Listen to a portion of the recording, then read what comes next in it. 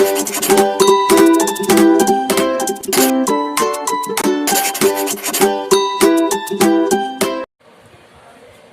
বন্ধুরা, বিদ্যাসাগর এডুকেশন ক্লাসের পক্ষ থেকে তোমাদের সকলকে শুভেচ্ছা। তোমরা বিভিন্ন ভিডিওগুলো লক্ষ্য করছো। আজকে তোমাদের যে ক্লাসটা হবে ক্লাস 10-এর গণিত। ক্লাস 10-এর গণিতে আমরা একটু পাটিগণিত পর যাব। আমরা বীজগণিত কিছুদিন ক্লাস করেছি, আরও আমরা বীজগণিতের ক্লাসগুলো করাবো। বাকিগুলো আমরা পাটিগণিতের আজকে যে ক্লাসটা করাবো সে হচ্ছে সরল সুদ কষা। সরল সুদ কষা, দেখো এটা একটা খুব ইম্পর্টেন্ট চ্যাপ্টার, সিম্পল ইন্টারেস্ট বলা হয়। এই সুদ কষা আমরা কোন কোন ক্ষেত্রে সুদ আমরা মানে কথা বলি, যেমন ব্যাংকে যদি কোনো টাকা রাখা হয় সেখান থেকে কিছু সুদ হয়, বা ব্যাংক থেকে যখন লোন নেওয়া হয় সেই লোনের কত সুদ হবে এটা, বা কেউ কোনো মহাজনের কাছ থেকে কোনো টাকা ধার নিল তখন তাকে সুদ দিতে হয়। এই জিনিসগুলোকে সুদের উপর নির্ভর করে। আমরা যখন এলআইসি বা কোনো ইন্স্যুর করি, দেখবে আমরা এত টাকা ইন্স্যুর করলাম, আমাকে সব বছরের শেষ 10 বছর কি 15 বছর কি 5 বছর পর আমাকে এত টাকা দিল, তাহলে কত টাকা ইন্টারেস্ট বেশি দিল আমাদের, সেটা ইন্টারেস্টের উপর ডিপেন্ড করে। তো এই জন্য আমাদের সুদ কষার চ্যাপ্টারটা আমাদের খুব ভালোভাবে পড়তে হবে। এবং তোমরা পরীক্ষাতেও এখান থেকে একটা অঙ্ক অবশ্যই তোমরা পাবে। এবং এটা শুধু 10 নয়, তোমরা যে কোনো কম্পিটিটিভ পরীক্ষাতে বা যে কোনো জায়গাতেই তোমরা এই সুদ কষা অঙ্ক একটা করে পেতে পারো। হ্যাঁ, পাবে। এটা খুব ভালোভাবে তোমরা বোঝার চেষ্টা করো। এখন এই সুদ কষা জিনিসটাকে জানতে গেলে আমাদের কিছু জিনিস আমাদের জানতে হবে। প্রথমত হচ্ছে কে সুদ দিচ্ছে, অর্থাৎ সুদ ব্যাংক দিচ্ছে না কোনো মহাজন দিচ্ছে না কোনো ইন্স্যুর কোম্পানি দিচ্ছে, সেই সুদ দেবে আর একজন সুদ নেবে। তাহলে একটা হচ্ছে কি, 1 নম্বর হচ্ছে কি সুদদাতা। সুদদাতা যাকে বলা হয় ইংরেজিতে বলছে ক্রেডিটর। হ্যাঁ, আর 2 হচ্ছে কি সুদ গ্রহীতা বা ঋণ গ্রহীতা।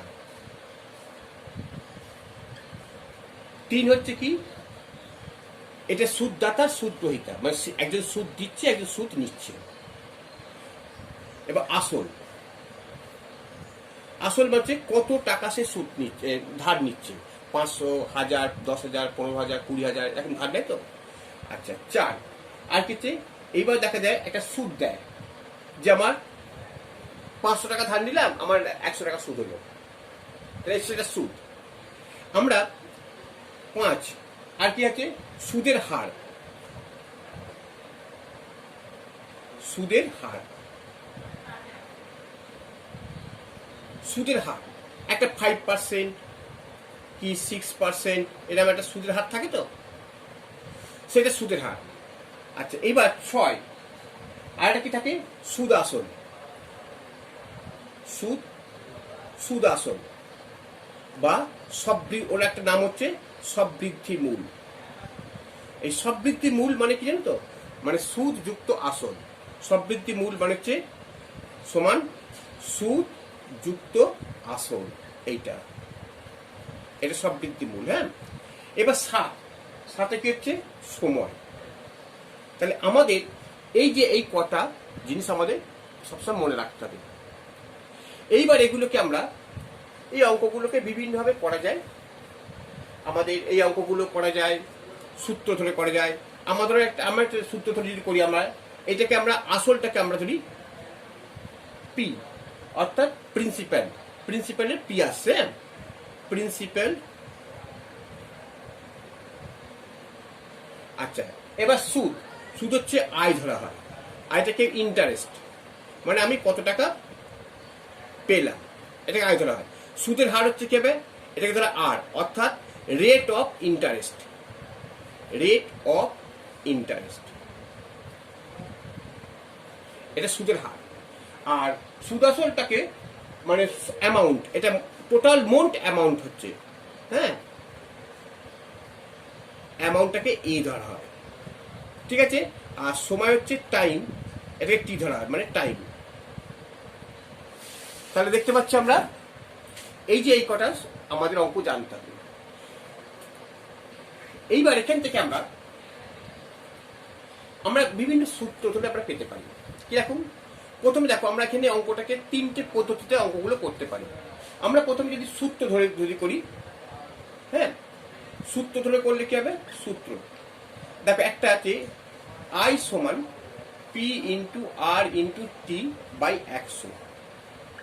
এই একটা, অর্থাৎ আই হচ্ছে কি? অ্যামাউন্ট, অর্থাৎ এখানে আই হচ্ছে ইন্টারেস্ট, মোট সুদ। মোট সুদ হচ্ছে প্রফিট, মানে প্রিন্সিপাল, এটা হচ্ছে প্রিন্সিপাল হচ্ছে আসল, rate of interest and time by 100। এটা একটা করা যাবে।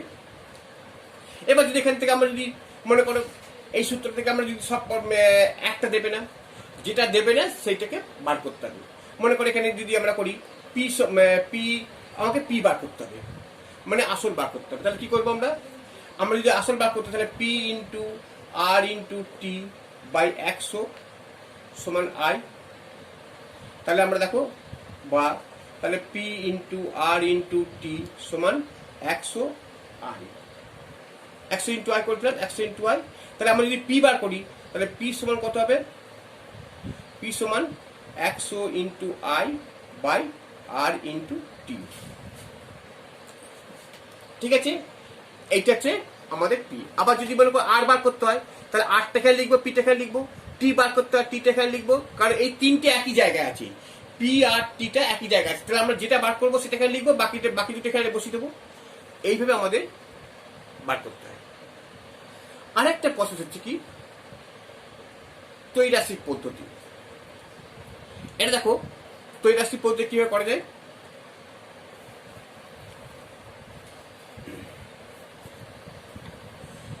ত্রৈরাশিক পদ্ধতি, এটা দেখো সোজা পদ্ধতি, ত্রৈরাশিক পদ্ধতি।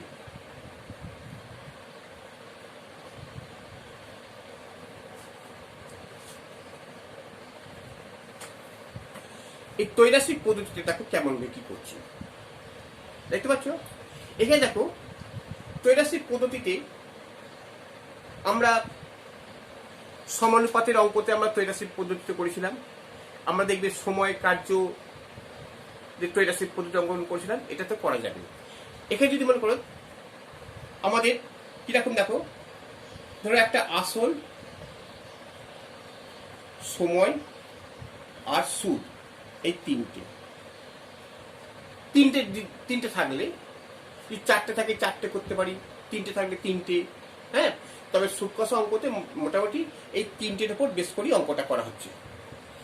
এইবার দেখো আমাদের কতগুলো স্টেজ থাকে, সেই স্টেজগুলোর মধ্যে কিভাবে এটাকে আমরা একটা অঙ্ক মাধ্যমে তোমাদের বুঝিয়ে দেবো এই পদ্ধতি কিভাবে অঙ্কগুলো করতে হয়। আরেকটা পদ্ধতি হচ্ছে কি, যেটা হচ্ছে ঐকিক নিয়মের পদ্ধতি, যেটা আমরা সচরাচর করি। যেমন 100 টাকার যদি 5%, মনে করো কোন একটা অঙ্ক বললো যে সুদের হার 5%। 5% মানে কি? 5% মানে হচ্ছে 100 টাকার 1 বছরের সুদ 5 টাকা, সুদ 5 টাকা। এরকম করা যেতে পারে, 100 টাকা 1 বছর 5 টাকা। এইটা হচ্ছে ঐকিক নিয়মে। তা আমরা একটা অঙ্ক দেখা যাক কিভাবে করা যায়। হ্যাঁ, প্রথম অঙ্কটা আমরা কিভাবে একটু করি। দেখো এখানে প্রথম অঙ্কটা কি বলছে, আমরা এখানে কোষে দেখি 2, কোষে দেখি 2, দশম ক্লাস 10-এ কোষে দেখি 2 প্রথম অঙ্কটা। দেখো প্রথম অঙ্কটা বলেছে যে দুই বন্ধু একসঙ্গে একটি ছোট ব্যবসা চালানোর জন্য বার্ষিক 12% সরল সুদের হারে একটি ব্যাংক থেকে 15,000 টাকা ধার নিলেন। 4 বছর পরে ওই টাকার জন্য তাদের কত টাকা শোধ দিতে হবে। দেখো এই অঙ্কটাকে আমরা কিভাবে করছি, দেখো অঙ্কটা তো খুব সোজা, তোমরা সবাই করেছো, অনেকেই হয়তো করেছো। তবু আমি দেখো বলছে, প্রথমে বলছে বার্ষিক 12% আর সুদের হার, তাহলে সুদের হারটা দিয়েছে। দেখো সুদের হার কত বলছে, 12%। এটাকে আমরা সূত্রের মধ্যে ফেলতে পারি, আর ফেলতে পারি। আর কি দিয়েছে, আর আসল দিয়েছে। আসল কত টাকা দিয়েছে দেখো, আসল দিয়েছে 15,000 টাকা। আসল 15,000 টাকা। এই আসলটাকে আমরা কি বলছি, পি দ্বারা প্রকাশ করছি। এবার বলছে কত টাকা বার করতে, সুদ হচ্ছে। সুদ হচ্ছে কি, ইন্টারেস্ট। অর্থাৎ সুদ বার করতে হবে। মোট সুদ হচ্ছে কত, অত এটাকে আমরা আয় দ্বারা প্রকাশ করছি। এখন আর সময়টা কি দিয়েছে দেখো, সময়টা দিয়েছে 4 বছর। তাহলে আমাদের দেখো এই অঙ্কটাতে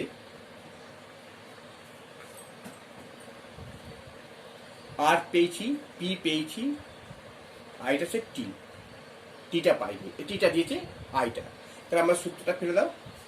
দেখো সূত্র অনুসারে আই সমান, আমরা একটা লিখবে, আমরা জানি, এই কথাটা লিখবে। হ্যাঁ, আমরা জানি আই সমান পি ইন্টু টি ইন্টু আর সমান বাই 100। এটা সূত্র দিয়ে আমরা করছি। হ্যাঁ, তাহলে এখানে পি সমান কত আছে দেখো, পি সমান হচ্ছে 15,000 ইন্টু টি হচ্ছে 4, আর রেট অফ ইন্টারেস্ট হচ্ছে কত, রেট অফ ইন্টারেস্ট হচ্ছে 12% বাই 100। অঙ্কটা হয়ে যাবে দেখো, এই দুটো শূন্য, এই দুটো শূন্য দুটো কেটে দাও। তাহলে কত হচ্ছে দেখো, কত হচ্ছে 150 ইন্টু 4 12 48। এটা গুণ করে সমান কত হচ্ছে, এটা গুণ করে 7200 হবে। আচ্ছা, এটাকে আমরা 4 15 7200 টাকা হবে। আচ্ছা, এটাকে 4 15 6000 ইন্টু 12 মানে 7200 টাকা হবে। ব্যাস, অঙ্কটা হয়ে গেল। ওই আছে। এবার আমরা ত্রৈরাশিক পদ্ধতিতে অঙ্কটা কিভাবে করবো দেখো। অঙ্কটা আমরা এই নিয়মটা করলাম। এবার ত্রৈরাশিক পদ্ধতিতে অঙ্কটা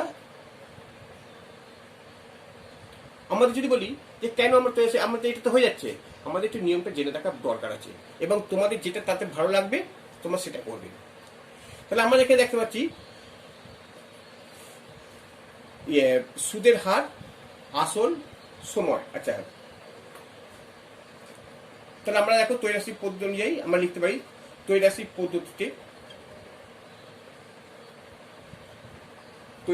পদ্ধতিতে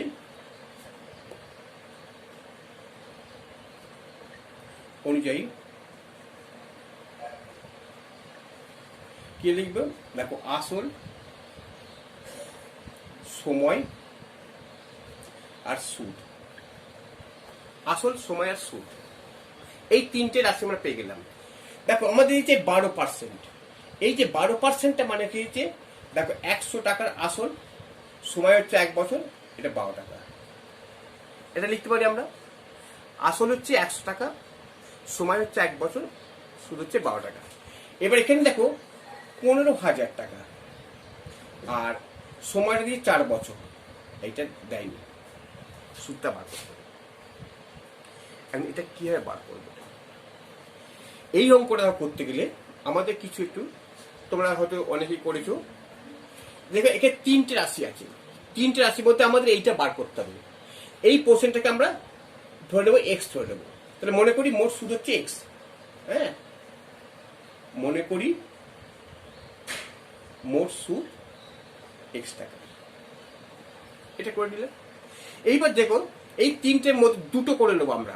মনে করো আমরা সময়টাকে অপরিবর্তিত রেখে দেবো, চাপা দিয়ে দেবো সময়টাকে, সময়টা দিয়ে, তাহলে আসল আর সুদের মধ্যে আমরা সম্পর্ক দেবো, আসল আর সুদের মধ্যে আমরা সম্পর্ক করব। আবার যখন আসলটাকে চাপা দেবো তখন সময় আর সুদের মধ্যে সম্পর্কটা করবো। এখানে লিখবো দেখো, যখন সময় অপরিবর্তিত থাকবে, যখন সময় অপরিবর্তিত, এটা হ্যাঁ, অপরিবর্তিত থাকে, তখন আসল ও সুদ পরস্পর কি কথা। এবার দেখো পরস্পর, এবার এখানে দুটো জিনিস আছে, একটা সমানুপাতি হয়, একটা ব্যস্তানুপাতি হয়। এবারে সমানুপাতি মানে কি, একটা বাড়লে আর একটা বাড়বে, একটা কমলে আর একটা কমবে, তখন সমানুপাতি হয়। আর ব্যস্তানুপাতিকে বলে একটা বাড়লে যদি আর একটা কমে, কিংবা একটা কমলে একটা বাড়ে, তখন ব্যস্তানুপাতি হয়। আচ্ছা, এখানে 100 টাকা যদি 12 টাকা হয়, 15,000 টাকা তো সুদটা বাড়বে, তো সুদটা বেশি, 12 টাকা চেয়ে বেশি হবে, এটা তখন এটা সমান। এখানে আসল বাড়ছে, তখন এটা বাড়বে, তাহলে এটা সমানুপাতি। সমানুপাতি হলে কি জানো তো, এটাকে দুটোকেই এরম ভাবে নিতে হবে, তাহলে পরস্পর সমানুপাতি। সমানুপাতি অর্থাৎ এটাকে ওপর থেকে নিচে নিতে হবে, এটাকে ওপর থেকে নিচে নিতে হবে। দেখো তাহলে কি হবে, 12:x সমান 100:15,000। এটাকে তোমরা 1 নম্বর দিলাম। ঠিক আছে, এটা ভালো করে বুঝে নেন, এটা 83 পদের নিয়মটা। তাহলে এটাতে আমরা সময়টাকে অপরিবর্তিত রাখলাম। হ্যাঁ, তাহলে আসল আর সুদের মধ্যে এরা সমানুপাতিক, কারণ একটা বাড়লে আর একটা বাড়ছে। তাহলে এইটা এবার এবার সমানুপাতিতে কি হবে, একটা ওপর থেকে নিচে, এটা তাহলে ওপর থেকে নিচে নেবো। আর ব্যস্তানুপাত লিখে বেরোতে, যদি এটা ওপর থেকে নিচে নাও, এটা তো নিচে থেকে ওপর নিতে হবে। এই ব্যস্তানুপাতির এইটা তফাৎ। ব্যস্তানুপাতের চেয়ে এটা যদি ওপর থেকে নিচে নাও, তখন এটা হবে কি, এটা নিচে থেকে এটা উপরে হবে। তো x:12 হয়ে যাবে। হ্যাঁ, এইবার আমরা সময়টাকে আমরা আমরা আমরা এখানে দেখেছি সময়টাকে অপরিবর্তিত রেখেছি, তাই তো। এবার আমরা আসলটাকে অপরিবর্তিত রাখবো। দেখো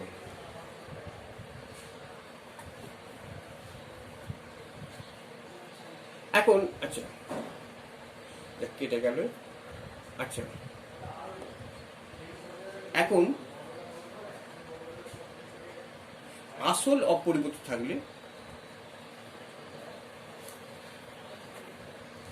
আসল অপরিবর্তিত থাকলে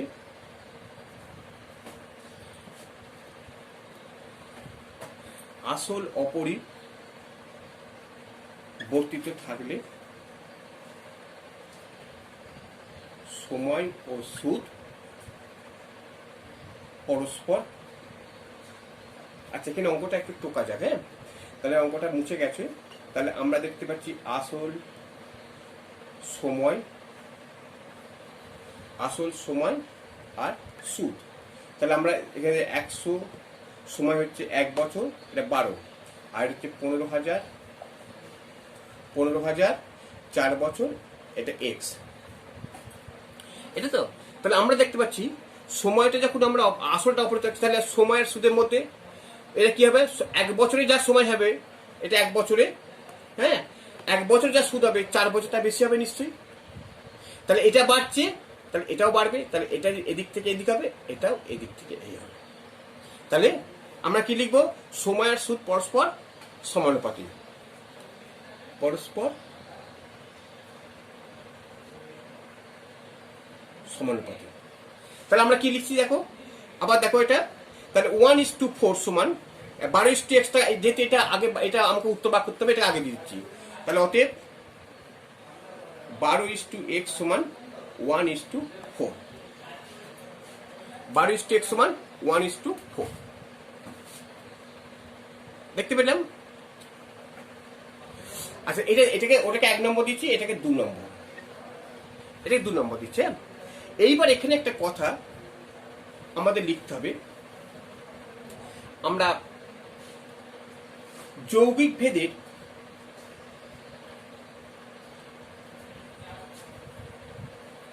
ভেদে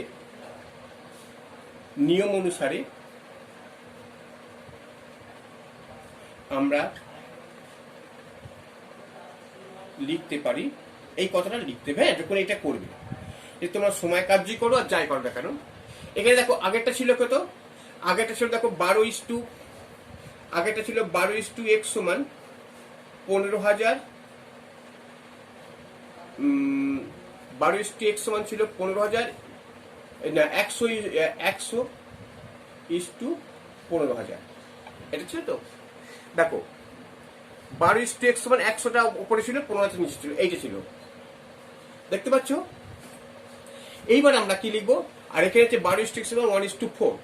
এবার দুটো 12xটাকে আমরা একটা করলাম, তাহলে 12:x সমান কি লিখতে পারি, 100:15,000 গুণিত 1:4। ব্যাস আমাদের পেয়ে গেলাম অঙ্কটা। এবার আমরা দেখো কিভাবে করছি। তাহলে 12x মানে কত, 12/x সমান 100/15,000 গুণিত 1/4। ঠিক আছে, এইবার এই দুটো শূন্য কেটে দাও। তাহলে কত হচ্ছে এটা, এটা দেখো 1x 600, 4 × 100 600 হচ্ছে। তাহলে এটা কত হচ্ছে 12/x বা x ইন্টু বা কোলা গুণ করে x ইন্টু 1 সমান কত, 600 × 12 সমান 7200 টাকা। তাহলে অতএব মোট সুদ হচ্ছে, মোট সুদ সমান 7200 টাকা। 7200 টাকা। দেখো এই অঙ্কটা সোজাই হয়ে গেল। হ্যাঁ, আমরা ঐকিক নিয়মে করতে পারি কি, ও সোজা আছে 100 টাকার 1 বছর সুদ 12 টাকা, 1 টাকার 1 বছর সুদ কত, আর 1200 টাকা আমরা এটা করলাম। হ্যাঁ, আর 15,000 টাকা 4 বছর কত হবে, এটা করতে পারি আমরা। ঠিক আছে, তোমরা বুঝতে পারছো? আচ্ছা, এটা 7200। হ্যাঁ, এইবার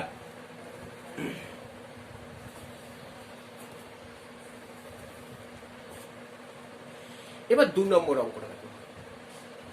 2 নম্বর অঙ্কটা একটা সময় দিয়ে বোঝাচ্ছি। কিরকম দেখো, বলছে 2005 সালের 1 জানুয়ারি থেকে 27 মে পর্যন্ত বার্ষিক 6% সুদের হারে 2000 টাকা সুদ কত হবে। এখানে দেখো কি কি জিনিস দিয়ে তাকে দেখে নিন। আচ্ছা, যখন দেখবে সাল দেবে 2005 সাল, তখন কি করতে হবে। আচ্ছা, আগে বলি, সাল দিয়েছে আর সময়টা দিয়েছে। সময়টা দিয়েছে কত, 1 জানুয়ারি থেকে 27 মে, এই যে সময়টা দিয়েছে। আর সুদের হার কত দিয়েছে, সুদের হার দিয়েছে 6%। আর কি দিয়েছে, আর আসল দিয়েছে কত, 2000 টাকা। দেখো এখানে আমাদের যেটা লক্ষ্য করতে হবে যে সময় যখন দেবে তখন দেখবে সেটা লিপিয়ার কিনা। এবার লিপিয়ার যদি হয় তাহলে আমরা জানবো ফেব্রুয়ারি মাসটা তো একমাত্র লিপিয়ারের মাস, ফেব্রুয়ারি লিপিয়ার হলে সেটা 29 দিন হবে, আর না হলে 28 দিন হবে। এইটা লক্ষ্য রাখবো, এই সালটা দেওয়ার অর্থটা এইটা। এবার সময়টা দেখো 1 জানুয়ারি থেকে 27 মার্চ, এই সময়টা আমাকে বার করতে হবে। আচ্ছা, এখানে একটা কথা তোমাদের বলি, আমরা যেদিন ঋণ বা ইন্টারেস্ট যে কি হয় দেবো, যেদিন টাকাটা নেবো, তো এখানে আমরা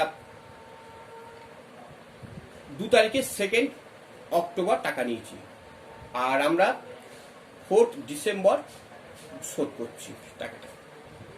যদি আমরা 2 অক্টোবর থেকে ধরি, তাহলে অর্থাৎ সেই দিন যদি আমরা সুদ দিই, তাহলে এই 4 অক্টোবর তখন আমরা 3 ডিসেম্বরে সুদ দেবো, অর্থাৎ একদিন আগে দেবো সুদ। কিংবা এখানে যদি 3 অক্টোবর থেকে ধরি, তাহলে 4 ডিসেম্বর, অর্থাৎ আমরা একদিন সুদটা আমরা কম দেবো। অর্থাৎ যে তারিখে নিয়েছি আর যে তারিখে দিচ্ছি তাদের মধ্যে একদিন সুদ ছাড় হবে। এটা তোমাদের অবশ্যই মনে রাখবে, এটা কিন্তু খুব গুরুত্বপূর্ণ জিনিস। হ্যাঁ, তাহলে আমরা দেখো 1 জানুয়ারি সময়টা বার করি আমরা। হ্যাঁ, তাহলে আমরা জানুয়ারি মাস হচ্ছে 31 দিন, আমরা ফুল জানুয়ারি মাসটা নিয়ে নিলাম। এবার ফেব্রুয়ারি মাসটা দেখো লিপিয়ার নয়, এটা লিপিয়ার নয়, তো তাহলে এটাতে লিপিয়ার নয়। তাহলে লিপিয়ার যখন 9 হচ্ছে, তাহলে এটা আমরা কি দাঁড়াচ্ছে, এটা ফেব্রুয়ারি মাসটা হবে 28 দিন, মার্চ মাস 31 দিন, এপ্রিল মাসটা 31, 30 দিন। এবার মে মাসটা দেখো, তাহলে আমরা জানুয়ারি মাসটা 31 দিন নিয়েছি, অর্থাৎ ফুল তাহলে এটা কিন্তু 26 তারিখ নেব, এইটা যোগ করে দেবো। তাহলে কত হচ্ছে 6 1 7 8 15 1 16 17 1 3 8 6 8 9 11 11 14, তারপরে 146 দিন। এখন এখানে দেখতে পাচ্ছ এই দিন আমাদের একটা এই ধরনের অঙ্কগুলো যখন দিন থেকে যখন মাসে আসবে, বছরে আনতে বছরে নিয়ে আসবে, দিন থেকে যখন বছর আনবে তখন দেখো 146 দিনটাকে আমরা 365 দিয়ে ভাগ করে দেবো।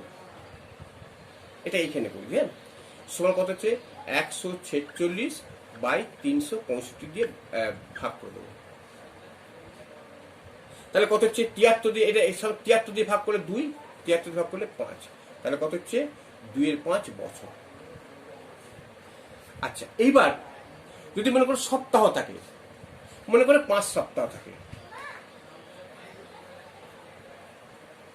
5 সপ্তাহ, আমরা জানি তো 52 সপ্তাহ 1 বছর, তখন এটাকে 52 দিয়ে ভাগ করতে হবে। কিংবা 5 সপ্তাহ মানে কত, 5 × 7/365, এটা করতে পারো তোমরা। সপ্তাহটাকে দিন করে একটা বছর হয়ে গেল। যে কোনো যদি সপ্তাহ থাকে, তাহলে কি করবে,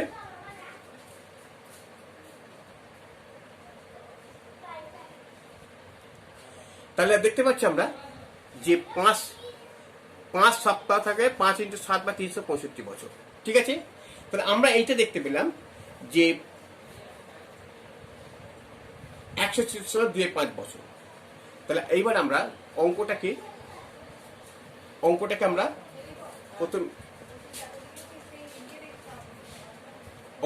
প্রথমে সূত্রের আকারে ফেলতে পারি, হ্যাঁ। আচ্ছা, এই সূত্রের সাহায্যে ফেলে আমরা তাহলে কি জানাবো, I সমান P × T × R/100। আচ্ছা, তাহলে এইটা দেখো, এটা সমান এটা হচ্ছে আর, দেখো সুদের হারটা হচ্ছে আর, আর এটা হচ্ছে, এটা কি হচ্ছে, এটা পি, আর এইটা হচ্ছে টাইমটা হচ্ছে টিটা, এটা টি পেলাম, হ্যাঁ। আচ্ছা, তাহলে আমরা দেখতে পাচ্ছি পি পেয়েছি, টি পেয়েছি, আর পেয়েছি, তাহলে কত হচ্ছে, এটা পি মানে কত পেয়েছি দেখো 2000, টাইম হচ্ছে 2/5 × আর হচ্ছে কত 6/100। তাহলে আমরা মোট সুদ পেয়ে যাবো এইভাবে। তাহলে এই 0 0 কেটে গেল, এটা 5 40, 5 4 20, আচ্ছা, তো 4 2 আসে 24, তাহলে কত যেটা, এটা কত, তাহলে দেখো এটা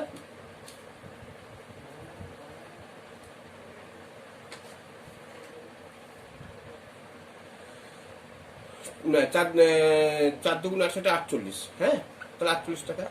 এটা সহজ হয়ে গেল অঙ্কটা। এবার যদি এটাকে আমরা ঐকিক নিয়মে, ত্রৈরাশি আর ত্রৈরাশিটা বুঝেছো তো, তাহলে আমরা কি একটা ঐকিক নিয়মে করি, হ্যাঁ, এই অঙ্কটাকে ঐকিক নিয়মে করে দিই, তাহলে বুঝতে পারবে। ঐকিক নিয়মে করলে কি হবে, 100 টাকার 1 বছরের সুদ কত হচ্ছে 6 টাকা। তাহলে 1 টাকা বার করবে, 1 বছর সুদ হচ্ছে কত, 6 100 টাকা। এইবার বলছি 2000 টাকা, 2000 টাকার 2/5 বছরের সুদ কত হবে দেখো, 6 × 2000 × 2/100 × 5, এটা করবে। 100 কেটে গেল, 5 4 20, 4 দেখো সমান কত হচ্ছে 48 টাকা। এইবার যেটাকে ত্রৈরাশিক পদ্ধতি করি, কেমন দাঁড়াবে, ত্রৈরাশিক পদ্ধতি দেখো আমরা করছি, এটা হলো একটা, এটা হলো, এটাকে আমরা ত্রৈরাশিক পদ্ধতি যদি করি,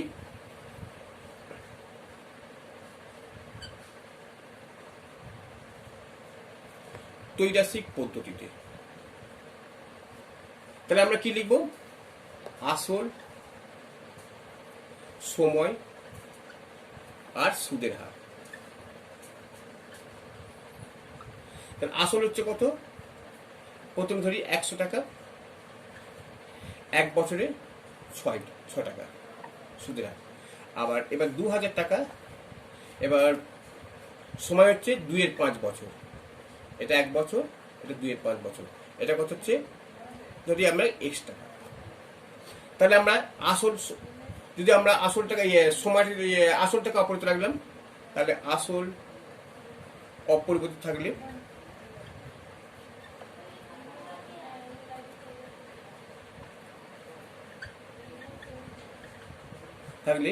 সময়ের সুদ কত হচ্ছে দেখো, সময় হচ্ছে কত, সময় বাড়লে সুদ সময় সময় সময় এখানে 1 বছর ছিল 2-5 বছর, তাহলে সময় এটা সমানুপাতি হবে। হ্যাঁ, যত সময় বাড়লেও সুদরা বাড়বে, সময় কমলে সুদরা কমবে। তাহলে কত হচ্ছে থাকলে সময় ও সুদ পরস্পর সমানুপাতি। তাহলে কত হচ্ছে, তাহলে 1:2 সমান 6:x, এটা 1 নম্বর। আবার সময় অপরিবর্তিত থাকলে দেখো কত হচ্ছে, সময়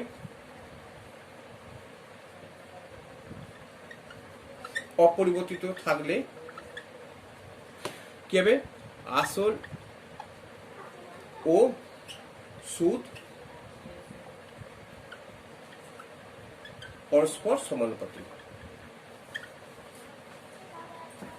পরস্পর সমানুপাতি। তাহলে কি আছে এটা, তাহলে দেখো এখানে বলছে সময়টা, তাহলে 100:2000 সমানুপাতি হলে এদিকটা যদি এরা নিচে নিই, তাহলে এটাও নেবো, এরকম নেবো, তাহলে কত হচ্ছে সমান 6:x, এটা 2 নম্বর।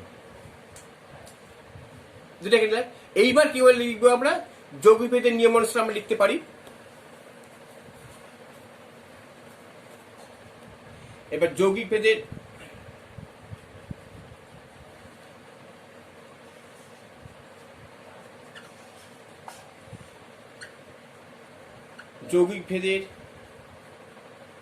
নিয়ম অনুসারে